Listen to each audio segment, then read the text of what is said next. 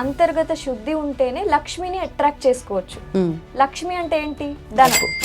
కానీ లక్ష్మి అంటే ధనం ఒక్కటే కాదు, శుద్ధమైన మనసు, పవిత్రత, ప్రశాంతతమైన మనసు, పాజిటివిటీ, ఇవన్నీ ఉన్న చోటనే లక్ష్మి ఆకర్షించబడుతుంది అనమాట. వీటన్నిటిని పొందాలి అంటే ఈ క్వాలిటీస్ ఉండాలి. సో ఈ క్వాలిటీస్ అన్ని ఉండాలి అంటే ఫస్ట్ మన లోపల ఉన్న అంతర్గత శుద్ధి అనేది జరగాలి. సో ఇక్కడ ప్రతి ఒక్కరికి ఏం కావాలి? అంతర్గత శుద్ధి కావాలి. అది మన సౌండ్ హీలింగ్ తో జరుగుతుంది అనమాట. ఇక్కడ ఈ సౌండ్ హీలింగ్ ఇవ్వడం ద్వారా ఆ మనిషి ఆ స్థితి నుంచి బయటకి వస్తాడు. అవమానం అనే స్థితి ఉండదు. నా కర్తవ్యం ఏంటి, నా ప్రతిభ ఏంటి, నేనేం చేస్తే ముందుకు వెళ్ళొచ్చు, ఈ విషయాలన్నిటినీ తెలుసుకోగలుగుతాడు అనమాట ఈ సౌండ్ హీలింగ్ ద్వారా. Welcome to I dream. నా పేరు లుంపిని.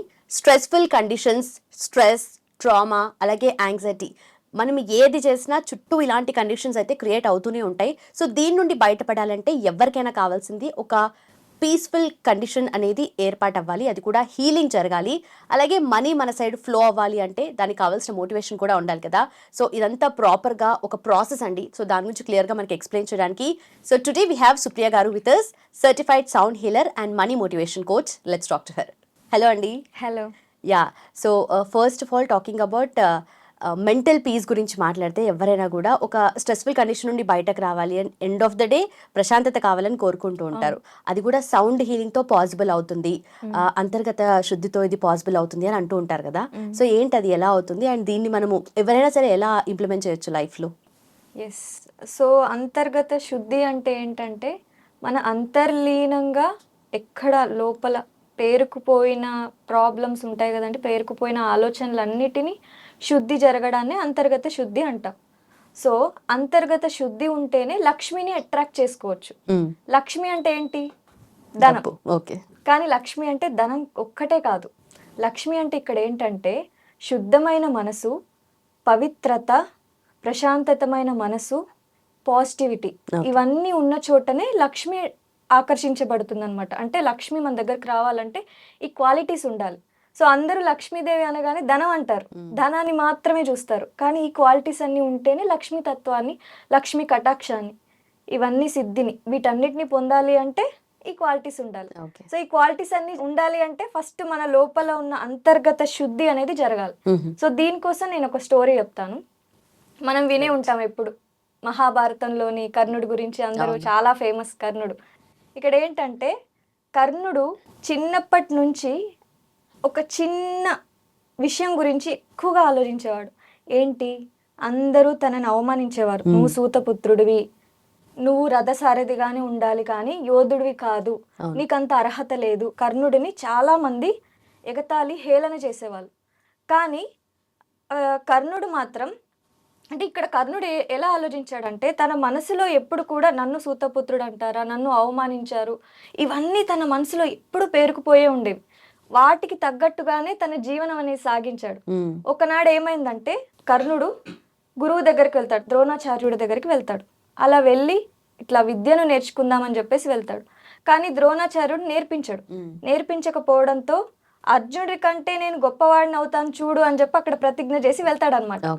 వెళ్ళిన తర్వాత పరశురాముడి దగ్గరికి వెళ్ళి తను ఏం చెప్తాడు, తను నిజంగా సూతపుత్రుడు అని చెప్పకుండా పరశురాముడి దగ్గరికి వెళ్ళి విద్యని నేర్చుకుంటాడు. అంటే దొంగతనంగా విద్యని నేర్చుకుంటాడు అనమాట. కర్ణుడు చేసింది తప్పు అని నేను చెప్పట్లేదు. ఇక్కడ కర్ణుడు చేసింది ఏంటంటే దొంగతనంగా విద్యని నేర్చుకోవడం అనేది పాపం. సో అది కర్ణుడికి ఎందుకు జరిగింది? ఇది అంతర్గత శుద్ధి లేనందువలన. అంటే ఈ అవమానాలన్నిటిని క్యారీ చేశాడు కాబట్టి ఎలాగైనా విద్యను నేర్చుకుందామనే తత్వాన్నే తన మనసులో ఉంది. దానివల్లనే వెళ్ళాడు, పరశురాముడి దగ్గర విద్యను నేర్చుకున్నాడు. తర్వాత పరశురాముడు తెలుసుకున్నాడు, శాపాన్ని ఇచ్చాడు అనమాట.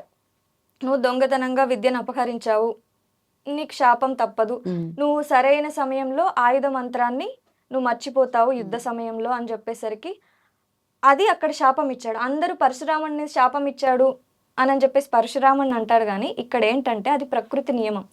దొంగతనంగా విద్యను అపహరించకూడదు, అది ప్రకృతి నియమం. కాబట్టి కర్ణుడు శాపానికి గురయ్యాడు. యుద్ధ భూమిలో రథం కూరుకుపోయింది, ఎదురుగా అర్జునుడు. కర్ణుడి ఆయుధ మంత్రాన్ని మర్చిపోయాడు, మరణాన్ని ఎదుర్కోవాల్సిన స్థితి ఏర్పడింది. ఇక్కడ ఇవన్నీ ఎందుకు ఏర్పడింది?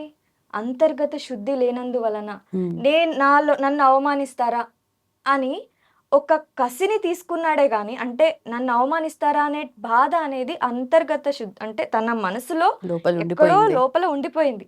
దాని వల్లనే ఏదైనా చెయ్యాలి అని వెళ్ళాడే గాని, నిజంగా కర్ణుడు అది గాని, అంటే తన మనసులో ఇలా ఉంది అనేటటువంటి విషయం ఇంకో విధంగా వెళ్తే మన మహాభారతం అనేది ఇంకో విధంగా చెప్పుకునే వాళ్ళమేమో. కరెక్ట్. సో ఇక్కడ లాస్ట్ ఫైనల్లీ మనం ఏం చెప్తున్నాం అంటే అంతర్గత శుద్ధి అనేది ప్రతి ఒక్క మనిషికి అవసరం. ఇప్పుడు అంతర్గత శుద్ధి లేనందువలన చాలా మంది జనాలు యాంగ్జైటీ, డిప్రెషన్, అంటే అవమానాలు, చిన్నప్పటి నుంచి నువ్వు సరిగ్గా చదవవు అనే అవమానం కావచ్చు, నీకంటే అక్క బాగా చదువుతుంది, లేదనంటే ఫ్రెండ్షిప్ చేయకపోవడం, ఇంట్రోవర్ట్గా ఉండడం, అవమానాలు, నీకు ఫస్ట్ ర్యాంక్ రాదు, నువ్వు సరే, ఇంకా ఇవన్నీ విషయాలన్నీ పిల్లల మీద జరుగుతూ ఉంటాయి కదా. 0 to 7 years అంటే సబ్ కాన్షియస్ మైండ్లో అవన్నీ ఫీడ్ అయి ఉండిపోతాయి. అలా ఫీడ్ అవ్వడం వల్ల వాళ్ళు వాటినే క్యారీ చేస్తూ ఇప్పటి వరకు వస్తుంటారంట. 20 సంవత్సరాలకి 30 సంవత్సరాలకి అవే ఎదుర్కోవాల్సి వస్తూ ఉంటుంది. సో ఇక్కడ ప్రతి ఒక్కరికి ఏం కావాలి? అంతర్గత శుద్ధి కావాలి. అది మన సౌండ్ హీలింగ్ తో జరుగుతుంది అనమాట. ఇక్కడ ఈ సౌండ్ హీలింగ్ ఇవ్వడం ద్వారా ఆ మనిషి ఆ స్థితి నుంచి బయటకి వస్తాడు. నన్ను ఎవరైనా అవమానించారు, ఈ స్థితి ఉండదు, ఇంకా అవమానం అనే స్థితి ఉండదు. ఆ వ్యక్తి నార్మల్ స్టేట్ కి వచ్చి నా కర్తవ్యం ఏంటి, నా ప్రతిభ ఏంటి, నేనేం చేస్తే ముందుకు వెళ్ళొచ్చు, నేనేం చెయ్యొచ్చు, ఈ విషయాలన్నిటినీ తెలుసుకోగలుగుతాడు అనమాట ఈ సౌండ్ హీలింగ్ ద్వారా.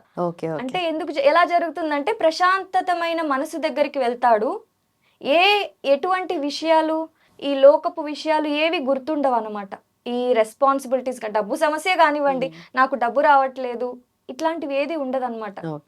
ఆ ప్రశాంతతమైన మనసు దగ్గరికి వెళ్ళిన ఏ వ్యక్తి అయినా కూడా అంతర్గత శుద్ధి జరిగిన తర్వాత దేనినైనా అట్రాక్ట్ చేసుకోగలుగుతాడు అనమాట. That is sound bath healing. Okay.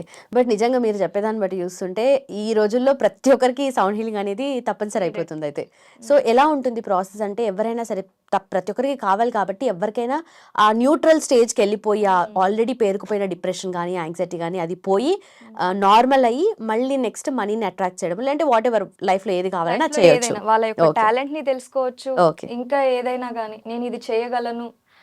Responsibilities, ఇంట్లో ఉన్న రెస్పాన్సిబిలిటీస్ వల్ల కూడా చాలా మంది పేరెంట్స్ ఉంటారు కదండి, ఆ రెస్పాన్సిబిలిటీస్ వల్ల కూడా వాళ్ళు వెనక్కి తగ్గుతూ ఉంటారనమాట. అరే నేను చేయలేకపోతున్నాను, ఇవి ఏదైనా కానివ్వండి. ఈ సౌండ్ హీలింగ్ ద్వారా మనిషి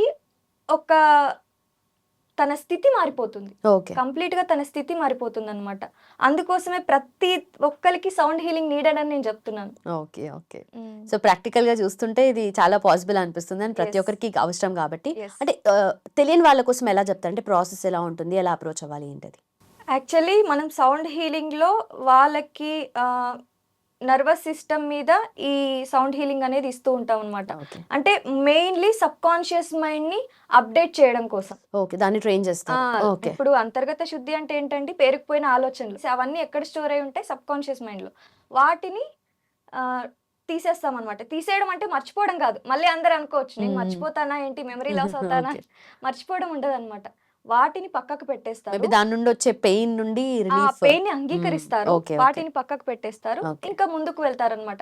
ఎవరైనా కానివ్వండి, డబ్బు సమస్య కానివ్వండి, లేదు ఇంకా వేరే హెల్త్ పరంగా కూడా సౌండ్ హీలింగ్ తీసుకోవడం అనేది చాలా బెస్ట్. రైట్, డన్ అండి. Thank you so much. Thank you.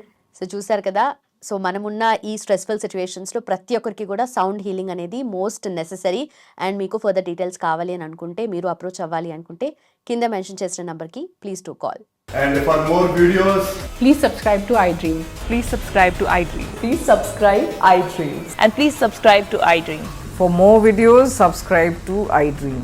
please like, share and subscribe to the channel. Congratulations, iDream. Subscribe to iDream. Subscribe to iDream. So subscribe to iDream Media. iDream ki iDream team andarki huge congratulations. Please subscribe iDream Media. Please subscribe to iDream. Subscribe iDream. Please subscribe to iDream. iDream అంటే నా కళల channel subscribe చేసుకున్న నోరు తిరుగుతలేదు, మీరైతే గంట గుర్తు కొట్టండి. For more such videos, please subscribe to iDream. Subscribe to iDream. Please subscribe to iDream. Please subscribe iDream Media. Please do subscribe to iDream. Please subscribe to iDream Media. For best entertainment and information, please subscribe iDream. And don't forget to subscribe to iDream.